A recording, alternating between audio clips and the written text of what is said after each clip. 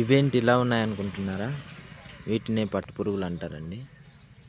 వీటిని మనం వచ్చేసి ఇప్పుడు కింద కనిపిస్తుంది చూడండి, దాంట్లో వేసినామంటే అవి గూడు కడతాయి. చూడండి ఒకసారి, ఇలా వేసుకోవాలి. ఇది ప్రాసెస్ చాలా ఎక్కువ అండి, 4 రోజులు పడుతుంది. ఇలా వేసిన తర్వాత దీని ద్వారా మనకు దారం అనేది వస్తుందండి. పట్టు చీరలు కానీ, పట్టు పంచలు కానీ ఇలాంటివి వస్తూ ఉంటాయి. చాలామందికి తెలుసు, కానీ కొంతమందికి అయితే తెలీదు. వాళ్ళ కోసం ఈ వీడియో చూడండి ఒకసారి మీరు.